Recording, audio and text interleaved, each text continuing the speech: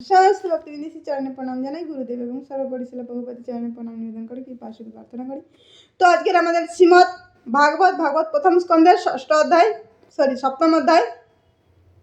তো আজ আমরা 8 নম্বর শ্লোক পড়বো। আমরা অল্প সময়ই আমরা কি করবো, আমরা সেরকম অতটা সময় নেই। তো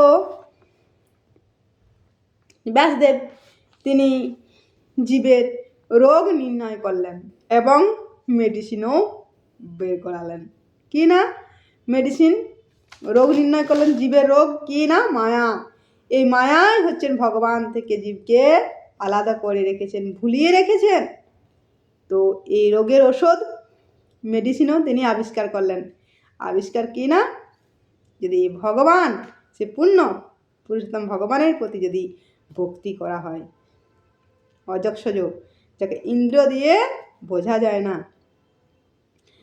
তো সেই ভগবানের প্রতি যদি ভক্তি করে তাহলে এই মায়া সরে যাবে।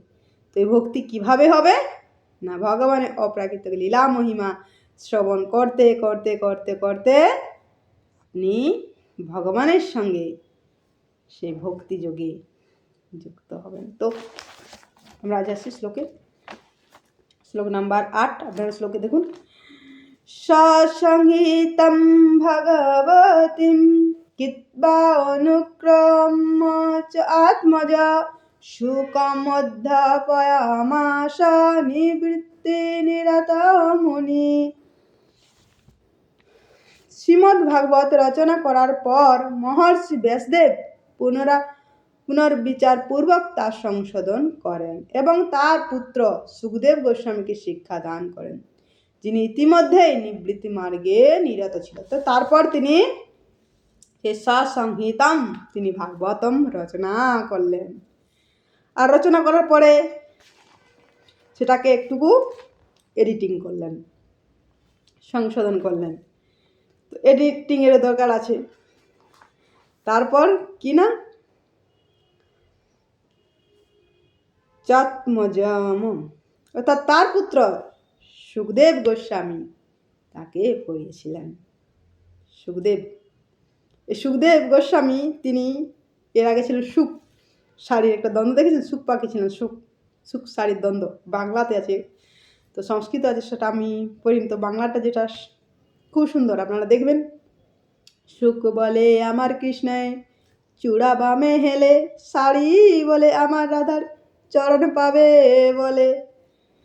সুখ বলে আমার কৃষ্ণ কদম তলায় বাসা, শাড়ি বলে কেন বাসা জানো, কারণ আমার রাধা করে আনাগোনা। তো এই দ্বন্দ্ব খুব সুন্দর, আপনারা পড়বেন। সুখ বলে আমার কৃষ্ণ গিরি ধরেছিল, শাড়ি বলে আমার রাধা শক্তি সঞ্চারিল, আমার রাধা শক্তি দিয়েছিল বলে তাই গিরি ধরেছিল।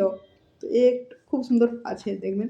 তো বলবে সে সুখদেব গোস্বামী, তো তিনি কেমন ছিলেন এখানে বলছেন, নিবৃত্তি নিরাতাম মুনি, অর্থাৎ তিনি নিবৃত্ত মার্গে ছিলেন। তো তাকে সে নিবৃত্তি মার্গে ছিল, তার এই জগতে কিছু চাওয়া ছিল না, নিবৃত্তি মার্গে ছিল সুখ। তো তার এই জগতে কোনো কিছু চাওয়া পাওয়া কিছু ছিল না, কেবল ভগবানের প্রতি ইয়ে ছিল। তো কি না, তারপর সুকম সে নিবৃত্তি মার্গে সেই সুখদেব গোস্বামী সুক অধ্যাপয়ামাস, তো তাকে তিনি পড়িয়েছিলেন। তো এটা শোনার পর সৌনক ঋষির সঙ্গে সঙ্গে প্রশ্ন করলেন। পরবর্তী শ্লোকে সৌনক উবাচ। তো এই ভাগবতমটা প্রশ্ন উত্তরে ভরপুর। তো ভাগবতমের 6টা ঋষিরা প্রথমে প্রশ্ন করেছে, 6টা প্রশ্নের উপর দাঁড়িয়েছেন, 6টে পিলার, এই 6টা প্রশ্নের উপরে পুরো ভাগবতম।